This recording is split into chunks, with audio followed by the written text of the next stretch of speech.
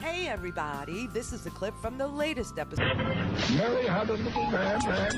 The fault. We believe that all men are created equal. To the magnificent mosaic that is America. From radio beacon to radio beacon.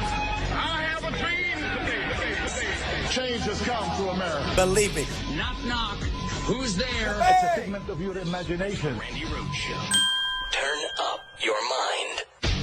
I'm going to play you about 2.5 minutes. This is really, not that painful, okay? But it's 2.5 minutes of former Deputy Attorney General Don Ayer and his testimony under oath yesterday. Now, before he could testify, there was so much disruption from that idiot boy Doug Collins, and Louis Gohmert started in the middle of his testimony, banging on the table, just so people would not be able to hear what the sworn testimony from the former Deputy Attorney General was and is. But it's devastating. It's devastating. So I think this is the most important thing for you to hear today, knowing what is at stake here for the entire justice system, which, by the way, is unequal now. And if you think it's unequal now, oh my God, give Donald Trump another 4 years. Holy crap. Listen, just listen. I was privileged to serve in the Department of Justice under 2 Republican and 1 Democratic president, and I am here because I believe that William Barr poses the greatest threat in my lifetime to our rule of law and to public trust in it. That is because he does not believe in its core principle, that no person is above the law.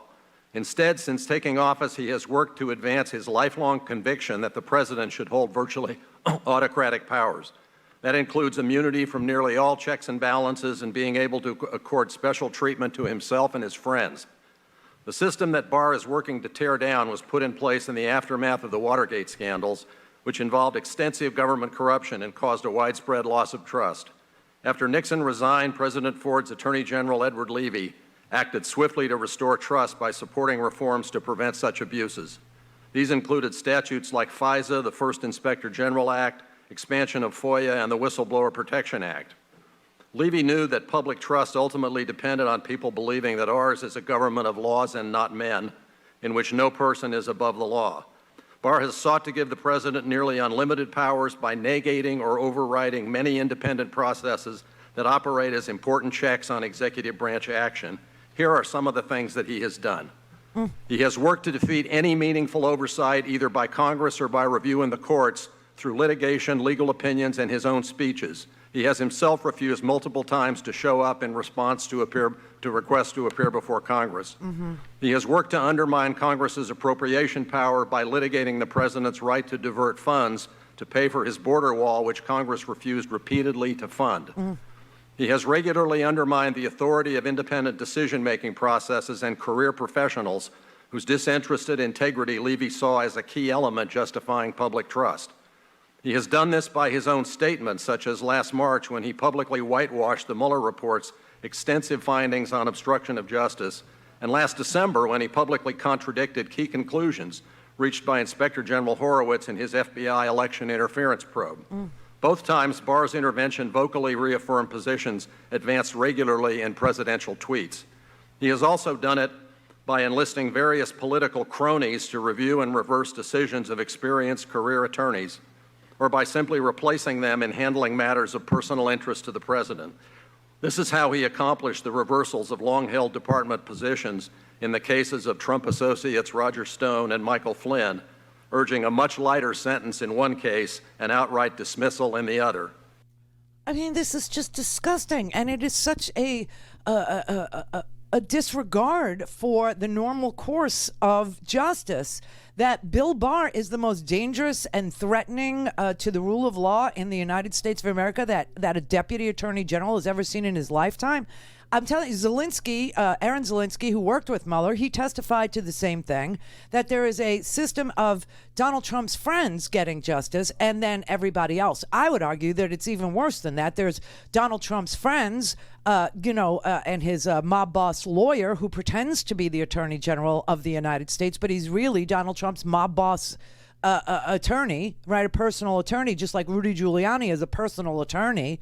But he uses like the entire function, all of the moving parts of the Department of Justice to protect and defend Donald Trump and Donald Trump's lawless friends.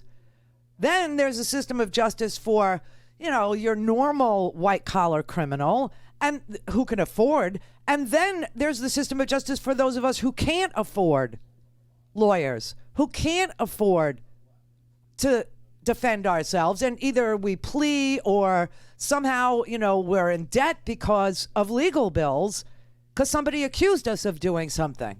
I mean, it's just so heinous. Here we are trying to make it a more perfect union, a better system of justice, a more equal system of justice. It says over the Supreme Court, equal justice under law. We don't have that. We haven't had that in a long time. But the last time we had a lawless president, we put things in place like inspector generals. And Donald Trump has, through Bill Barr, fired almost every one.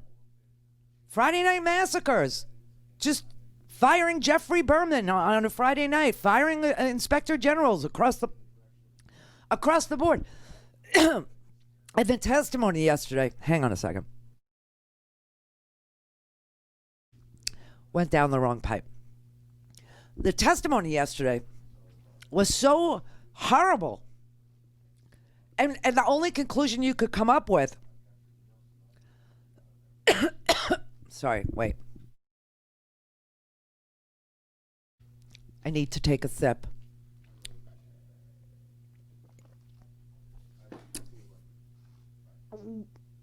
Sorry. I'm just swallowing really hard. I would have loved to jump in and save you, but I'm working on the thing with the thing. No, I know. We're having a little technical issue with the YouTube today. So Brett is on the phone with the techs that support our system of connecting to the YouTube. Okay, so that's what's going on. But anyway, this testimony yesterday, these people flat out said, under oath, that William Barr poses the greatest threat in my lifetime to our rule of law and to the public's trust in it. The only thing surprising about Trump and Barr is that it took Trump so long to find his soulmate. He thought the racist Jeff Sessions was going to do it for him. But see, Jeff Sessions is just, this deep, right? Because he's a little guy, right? And so he's just, he's this.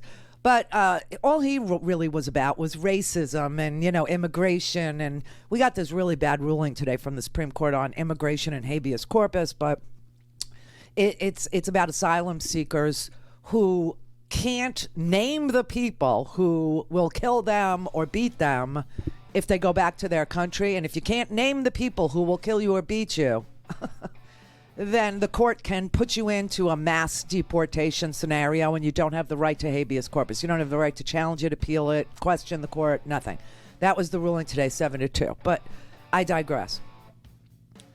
So here you have Bill Barr, who apparently made his money but wasn't having any fun.